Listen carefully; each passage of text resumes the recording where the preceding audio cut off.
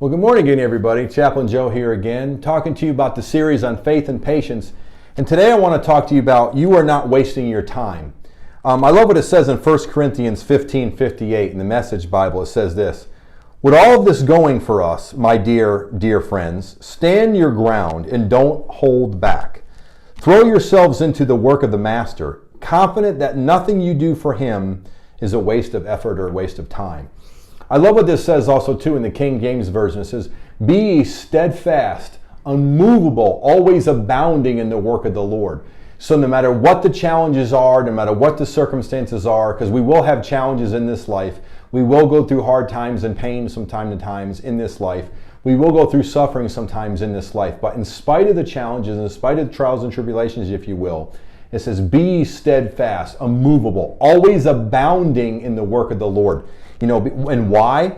Because there's nothing that you do for Christ. It will not be a waste of time, nor will it be a waste of effort.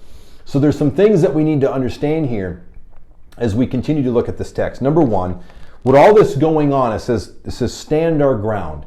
Don't quit. Don't give up. You know, because Jesus conquered the kingdom of darkness and he passed his authority on to us. He says, all power and authority in heaven and in earth has been given unto me. But then he says, basically, if you ask anything in my name according to his will, it'll be given unto us. So Jesus has given his name. He's given us his blood. And he's also giving us his authority for us to use. So when we do things, we don't do it in our own righteousness. And we don't even do it in our own authority. We're doing it in the righteousness and authority that comes from Christ. So know that and stand our ground. Number two, don't hold back, throwing ourselves into the work of the Master. So don't hold back. Don't make excuses as to why I can't do this and why I can't do that. Because like we talked about weeks before, if we look at our own qualifications, none of us are qualified to do the things of God. But God still chose us anyway in spite of our flaws. So don't hold back. Don't say, well, I've done this and I've done that. God knew all that before you did it. And yet he still called and anointed you to do his work anyway. So don't hold back. Throw yourself into the work of the Master. And lastly, confident that nothing you do for him is a waste of time. So no matter what you do, God's going to reward you either in this life or the next. But God's going to reward us, saints. So don't worry about it. It's not a waste of time. Everything we do for God, our labor is not in vain. And it's not a waste of effort and it's not a waste of time.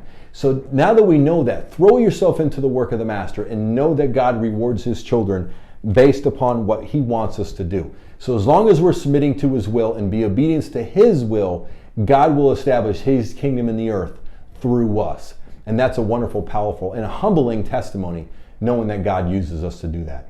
So don't worry about things and continue to submit to the Master. Throw yourself into the work of the Master, knowing that your labor is not in vain and the things you do for God is not a waste of time. Until next time, God bless.